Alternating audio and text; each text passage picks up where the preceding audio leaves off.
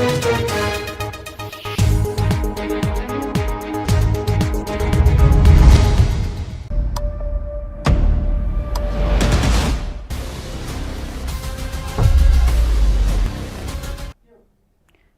मैं शिवानी और आप देख रहे हैं मिरर मीडिया। खबरनामा में आपका स्वागत है। चलिए रुक करते हैं सुर्खियों की ओर। आईएसआईएस आतंकवादी संगठन का संदिग्ध रांची से गिरफ्तार।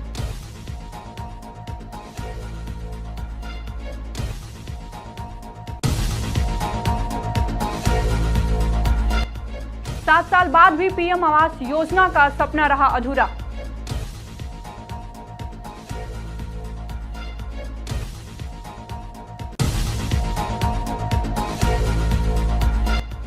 एसआईआर लागू होने से पूर्व भाजपा और कांग्रेस आमने सामने।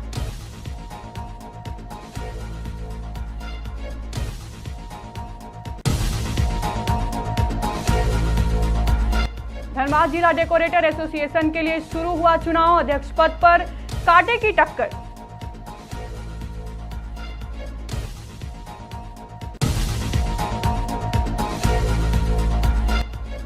डेकोरेटर एसोसिएशन चुनाव के बीच रोटरी क्लब ने लगाया रक्तदान शिविर।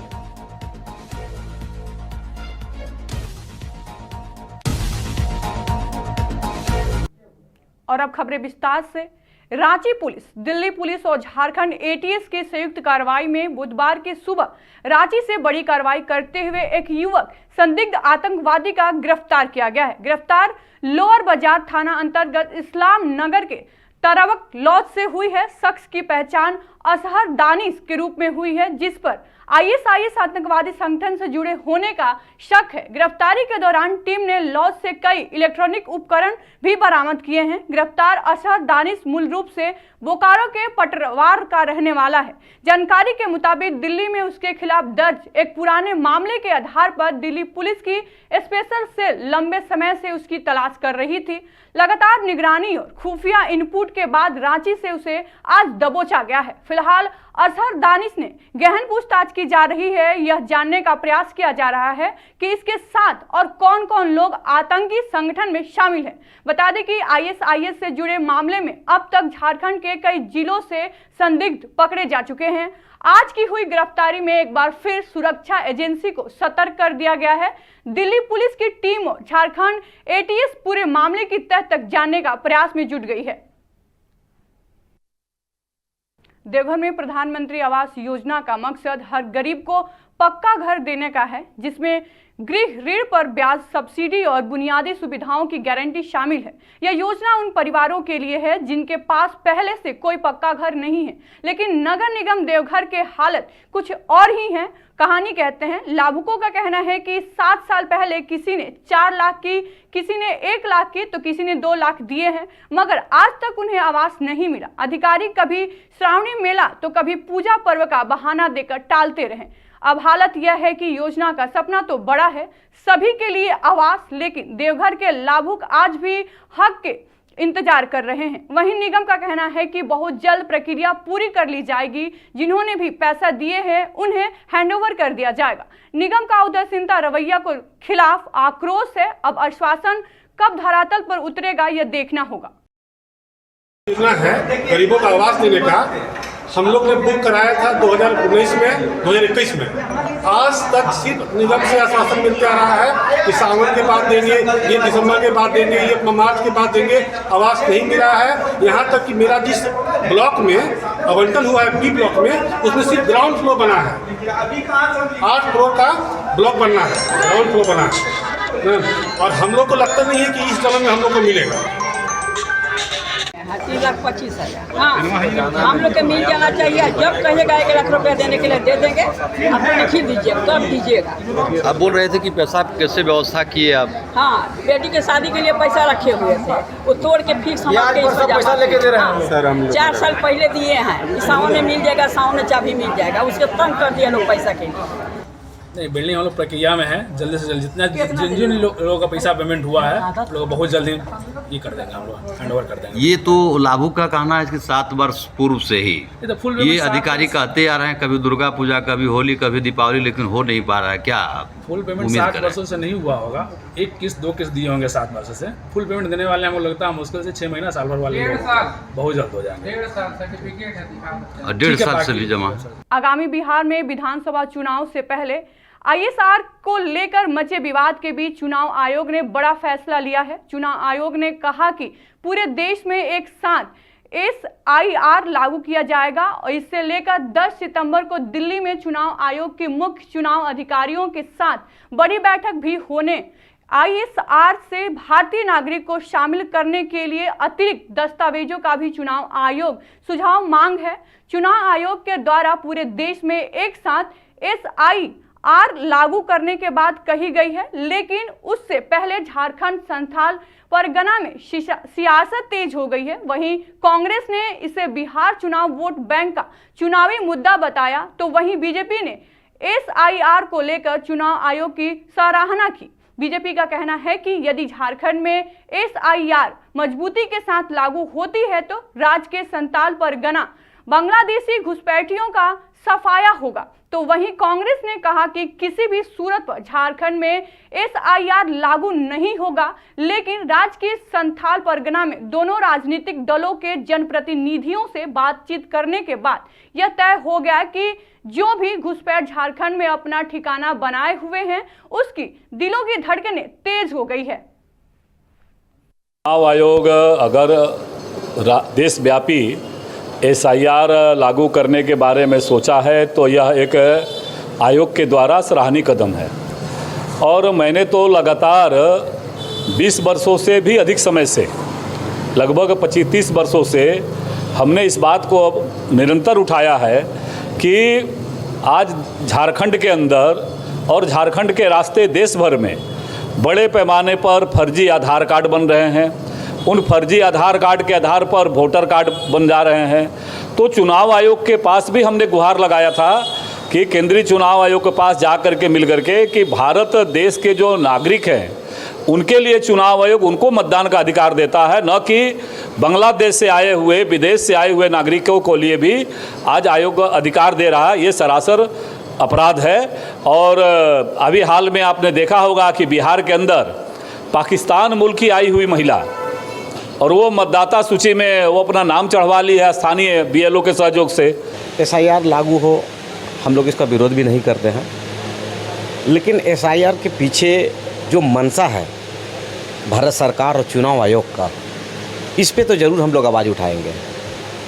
उनकी जो सोच है वोट की राजनीति करना, SIR उसके मकसद नहीं। अगर SIR उनका मकसद होता तो आपको बता रहे हैं कि अभी पहले ये लोग पीछे के रास्ता से कर्नाटका में इसका प्रयोग किया और हमारे नेता आदरणीय राहुल गांधी जी ने उस SIR का जो सच है वो पूरे देश भर के जनता को और मीडिया को 1 बाय 1 करके दिखाया कि एक एक घर में 20-20 वोटर, 30-30 वोटर, महाराष्ट्र के लोग वहाँ वोटर, वहाँ भी वोटर, ये सारी उनकी नीति है। SIR को लेकर के जिस तरह बिहार में हमारा अल्पसंख्यक, पिछड़ा, ST, SC तमाम लोगों को जिस तरह से वोट से वंचित करने का केंद्र सरकार ने जो साजिश रचा था, उसको लेकर के आपने देखा कि बिहार में हमारे माननीय नेता श्री राहुल गांधी जी ने किस तरह से यात्रा करके लोगों को जागरूक करने का काम किया है।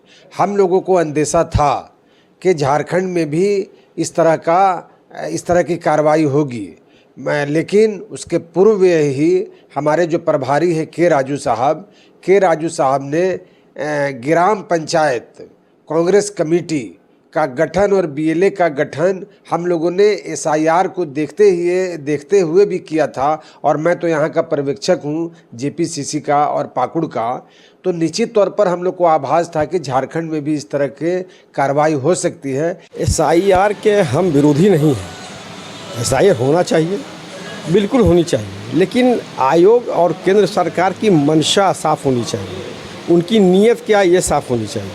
अभी बिहार में SIR हुआ, उसमें कितनी त्रुटियां हैं, ये बात सामने आ रही है।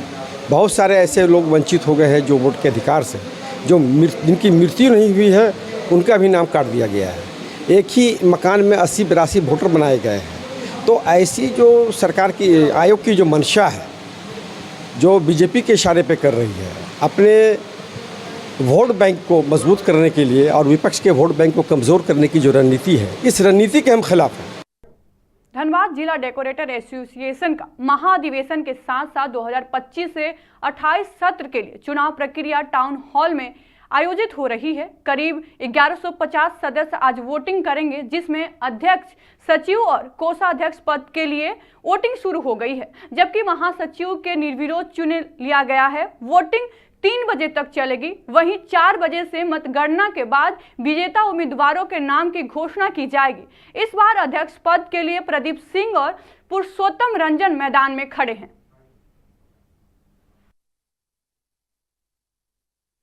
मैं आपके चैनल को धन्यवाद और आभार करता हूं कि मैं धनबाद जिला डेकोरेटर के उम्मीदवार के रूप में अभी हम लोग चुनाव लड़ रहे हैं और सारे हमारे जितने भी सदस्य हैं बहुत ही उत्सुकतावश अपना अधिवेशन को मनाते हुए हर लोग वोटिंग कर रहे हैं।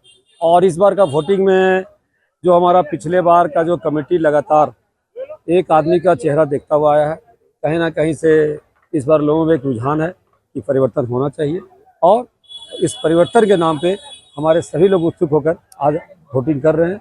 आप कैसे लोगों को याद काम करेंगे?